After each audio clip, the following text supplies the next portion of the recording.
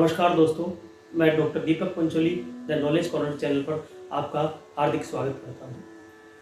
दोस्तों, जैसा कि आप जानते हैं, पिछले 100-200 सालों के अंदर विज्ञान ने बहुत तेज़ी से विकास किया है। इसी विज्ञान के विकास की बदौलत जो है आज हमारे पास भौतिक सुख सुविधाओं में बहुत इजाफा हुआ है। हम हर क्षेत्र में जो है हम बहुत आगे बढ़े हैं, मध्यकाल या प्राचीन काल की तुलना में अगर हम बात करें तो। मगर इन सभी चीज़ों के साथ जो है एक चीज़ और हमें देखने को मिलती है कि पूरी दुनिया में आजकल जो है विचारों को लेकर के काफ़ी मतभेद भी तेज़ी से बढ़े हैं। हम उदाहरण के रूप में अगर हम देखें तो रूस के अंदर अभी अगर आप लोग जानते हैं तो आपको पता होगा, रूस के अंदर जो है सत्तारूढ़ राष्ट्रपति ने जो है विपक्ष के नेता को जेल में बंद कर रखा है। अमेरिका की बात करें तो अमेरिका के अंदर जो राष्ट्रपति ट्रंप चुनाव हारने के बाद भी हार मानने को तैयार नहीं हुए। इसके अलावा अगर हम बात करें पड़ोसी देश पाकिस्तान की, तो वहाँ की हालत आप सभी को पता ही है कि वहाँ बात बात को लेकर के जो है फतवे और इस तरह की चीज़ें जारी होती रहती है। आज समस्या ये है पूरी दुनिया के अंदर कि हर व्यक्ति, हर समूह या हर संगठन या हर पंथ धर्म जो है खुद की विचारधारा को सर्वोच्च मानता है, साथ ही खुद को सर्वोच्च मानता है। इसके अलावा दूसरे जो है विचारधारा है उन लोगों को वो नीचा दिखाने की कोशिश करते हैं। और इसी कारण से जो है पूरी दुनिया के अंदर अगर हम देखें तो एक कटुता, कट्टरता और वैमनस्य की भावना तेजी से बढ़ती जा रही है। रही सही कसर सोशल मीडिया ने पूरी कर दी है। आज अगर आप देखें सोशल मीडिया के ऊपर हम किसी भी धार्मिक राजनीतिक मुद्दे के ऊपर अगर हम चर्चा करें, बहस में हिस्सा लेते हैं, तो जो है हर व्यक्ति कोशिश ये करता है कि खुद के पक्ष को मजबूत दिखाना चाहता है और दूसरे पक्ष को कमजोर दिखाना चाहता है। तो दोस्तों, प्रश्न ये उठता है कि इस वैश्विक स्तर पर फैली हुई कटुता, नफरत, वैमनस्य को दूर करने का हमारे पास कोई रास्ता है?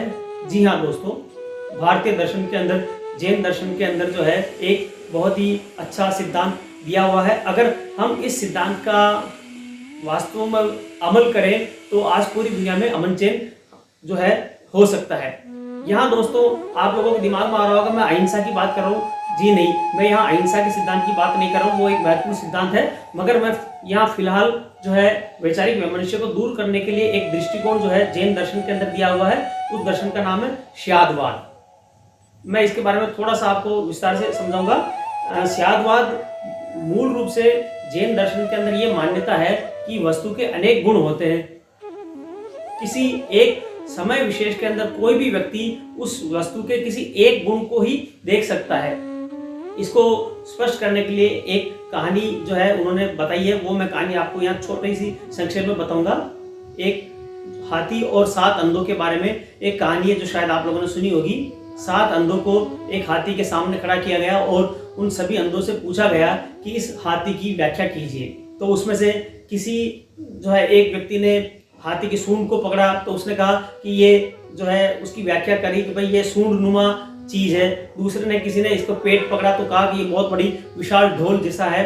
किसी ने पैर पकड़ा, किसी ने पूंछ पकड़ी, और हर व्यक्ति ने उसकी अलग अलग व्याख्या की। सेम बिल्कुल वही चीज आज हमारे यहाँ पूरी दुनिया में हो रही है। हर व्यक्ति अपने दृष्टिकोण को सही साबित करना चाहता है। वस्तुतः जो है व्यक्ति का जो ज्ञान है वो बहुत सीमित है, जबकि पूरी अगर ज्ञान की अगर हम बात करें, पूरा विश्व के स्तर की ज्ञान करें तो वो असीम है। उस असीम ज्ञान का हम केवल एक पक्ष समझ सकते हैं या उसके जान सकते हैं। अब समस्या ये उठती है कि हम उस पर्टिकुलर जिस पक्ष के समर्थक होते हैं हम उसी को एकमात्र सत्य मान लेते हैं, जबकि ऐसा नहीं है। भारतीय दर्शन के अंदर इस चीज के बारे में विस्तार से समझाया गया है। तभी जो है उसमें ये कहा गया है कि आप दूसरे के दृष्टिकोण को भी आप जो है स्वीकार करना सीखें। और अगर हम जैन दर्शन के स्यादवाद के सिद्धांत को अगर हम वाकई में हम अमल करते हैं, शुरुआत अपने स्तर से करें, सोशल मीडिया के लेवल पर करें कि दूसरे की जो है कमेंट है, उनकी भावनाएं हैं, उनको भी अगर हम सम्मानपूर्वक देखना शुरू करें, उनके पक्ष को उनके दृष्टिकोण से समझने की कोशिश करें, तो निश्चित रूप से आज स्थितियां जो है बेहतर बन सकती है। ये जो वैचारिक वैमनस्य है वो धीरे धीरे समाप्त हो सकता है। जैन दर्शन के अंदर मूल रूप से ये कहा गया है कि जो ज्ञान होता है वो ज्ञान समय, स्थान और दृष्टिकोण के अनुसार सापेक्ष होता है। निरपेक्ष ज्ञान की जो है प्राप्ति आम व्यक्तियों के लिए संभव नहीं है। दोस्तों, अगर आपको मेरी बात ये पसंद आई है, जैन दर्शन का ये सिद्धांत अगर आप लोगों को अच्छा लगा तो निश्चित रूप से आप इसे अपने दोस्तों को शेयर कीजिए, लाइक कीजिए और सब्सक्राइब करना ना भूलें। धन्यवाद।